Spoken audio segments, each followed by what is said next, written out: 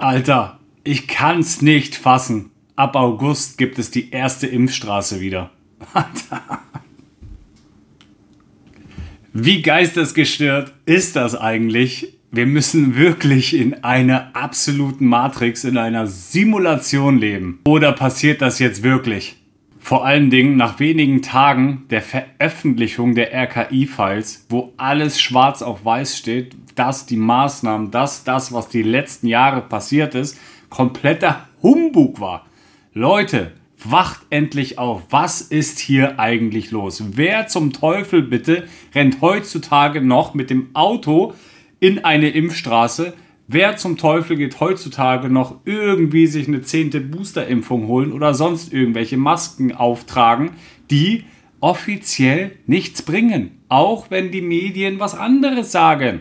Aber weißt du was? Es ist doch einfach egal, weil die entscheiden, die machen sowieso ihr Ding. Es kommt ja nur darauf an, wie du darauf reagierst, wie du handelst. Mehr in diesem Video. Also wie wir alle mittlerweile mitbekommen haben, leben wir tatsächlich in einem Irrenhaus. Nicht nur in Deutschland oder Österreich oder der Schweiz, nein, sondern auf der gesamten Welt. Dazu schreibt nämlich auch das Vorarlberg ORF.at, die Impfstraße wird ab August wieder eingerichtet, denn die Zahl der Kopfinfektionen steigt wieder. Das ist ganz beunruhigend. Das zeigt nämlich das Abwassermonitoring des Landes Vorarlberg. Die nächste Welle scheint also bevorzustehen, worauf das Land jetzt reagiert. Ab 1. August 2024 wird es in Dornbirn wieder eine Impfstraße geben. Also wie verrückt bitte ist denn das? Ja, Menschen steigen in ein Auto rein, fahren durch eine Straße, öffnen das Fenster oder kurbeln das Fenster runter, lassen sich piekseln, stempeln und fahren weiter. Ist ja wie in der Massenzuchtanstalt.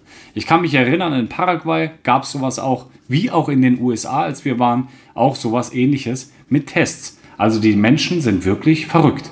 Vor allem die Kläranlagen in den Regionen Bregenz und Meiningen verzeichnen einen steilen Anstieg der Virenbelastung im Abwasser. Auch die absoluten Werte seien wieder relativ hoch, so Christoph Schäffknecht vom Umweltinstitut. 2/3 der nachgewiesenen Viren seien auf die neue KP.3-Variante zurückzuführen. Die neue Variante unterscheide sich aber nicht stark von vorangegangenen Varianten und sei auch nicht ansteckender, so der Gesundheitsexperte Armin Fiedler. Der Grund des Anstiegs, und das ist jetzt mal auch wirklich mal wieder interessant, der Grund des Anstiegs dürfte die gesunkene Immunität der Bevölkerung sein.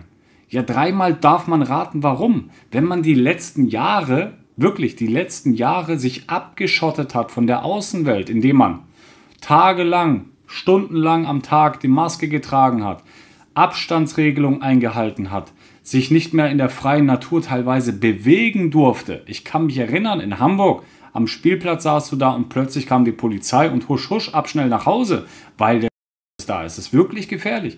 Aber das ist ja Quatsch, was ich erzähle. Das ist natürlich nur Fiktion. Das war damals in einem Film. Kommen wir wieder zur Realität. Der Grund, warum die Experten sagen, dass die Bevölkerung immunschwach geworden ist, sei, da die letzte Welle im Dezember schon einige Monate zurückliege. Auch die verstärkte Reisetätigkeit der Menschen, der Bevölkerung, trägt laut Fiedler zum Anstieg bei. Also bitte nicht mehr wegreisen, nur noch zu Hause sitzen. Wenn du aber trotzdem reisen möchtest, kannst du bei mir in der Videobeschreibung einfach kostenlos Skyscanner nutzen und deine Preise und Flüge vergleichen.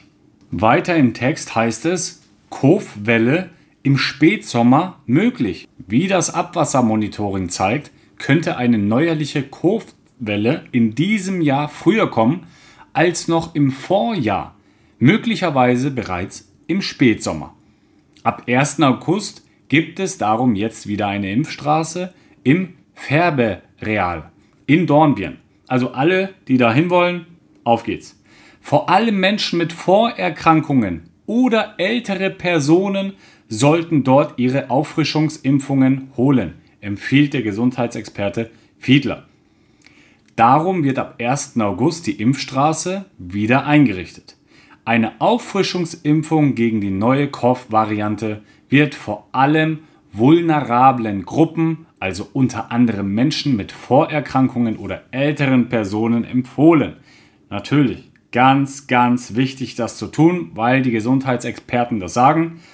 Ich habe mir das gerne angehört, werde mir das zu Herzen nehmen und gezielt nicht in eine Impfstraße fahren. Das ist aber auch nur das, was ich mache. Ein ganz wichtiger Hinweis natürlich auch an dieser Stelle: Ich darf natürlich keine medizinische Auskünfte geben. Ich bin kein Arzt, kein Doktor. Ich kann aber sagen, was ich machen würde, wenn ich Angst vor irgendwelchen Seuchen hätte oder sonstiges. Ich persönlich achte auf einen ausgeglichenen Lifestyle, auf einen positiven Mindset, bewege mich regelmäßig und aber auch natürlich achte ich auf meine Nährstoffversorgung. Das wiederum bedeutet, dass ich Nahrungsergänzungsmittel nehme. Natürlich Magnesium, Vitamin D, Vitamin K2 und vieles weitere natürlich, ganz klar. Hätte ich zum Beispiel Bluthochdruck, würde ich genau auf sowas zurückgreifen. Ach ja, Beispiel in der Familie: Rheuma, Herzinfarktpatient, Arthrose, alles weg, komischerweise ohne Medikamente, ohne irgendwelche chemischen Substanzen, mit teilweise extremen Nebenwirkungen. Wer bitteschön hat schon mal irgendeine Packungsbeilage, eine Beipackzettel, Unterlage durchgelesen von seinen Medikamenten, die er nimmt? Das ist doch heutzutage völlig normal, Medikamente zu nehmen. Nein, für mich ist das nicht normal und ich möchte auch im hohen Alter nicht auf Medikamente hängen bleiben und deswegen sorge ich vor. Und ich persönlich mit meiner Familie sorge nicht vor, indem ich mir irgendwas hier reinpieksen lasse, um dann irgendwas nachweisen zu können, dass ich ja anscheinend gesund bin. Wenn dein Arzt zu dir sagt, deine Blutwerte sind in Ordnung, frag ihn doch mal: Wie ist dein Vitamin D-Spiegel? Wie ist dein Zink-Magnesium-Spiegel? Selen? Wie sind diese ganzen Nährstoffe? Denn darauf ist zurückzuschließen, was wirklich Sache ist. Hast du schon mal was von einem Aminogramm gehört? Ich behaupte mal, die wenigsten. Selbst dein Arzt wird davon kaum was gehört haben und man kann es ihm nicht verübeln. Warum nicht? Weil er es einfach in seinem Studium nicht gelernt hat. Warum nicht? Weil es wahrscheinlich Menschen gibt, die davon sehr stark profitieren, wenn Menschen Medikamente nehmen. In Deutschland werden Medikamente zugelassen, von denen alle wissen, dass sie nichts bringen. Ja, das Problem ist insbesondere sehr eklatant bei den onkologischen Arzneistoffen, also der Krebstherapie. Da haben wir die Situation: Es gibt einen gemeinsamen Bundesausschuss, der wird wissenschaftlich auch unterfüttert, der bewertet die Arzneistoffe vor der Zulassung, und man würde eigentlich als Patient erwarten, dass nur die Dinge zugelassen werden, die auch einen Nutzen haben oder Zusatznutzen haben. Und gerade im Bereich der Onkologie ist es so, dass viele Arzneistoffe zugelassen werden, die keinen nachgewiesenen Nutzen haben, die aber trotzdem auf den Markt kommen und dass das Absurde teilweise gigantische Umsätze generieren. Sehr interessant das Ganze. Ich bin sehr gespannt, was deine Meinung dazu ist, ob du in die Vorsorge gehst, ob du in so eine Straße rennst oder sonst was. Ich finde es wirklich sehr, sehr tragisch.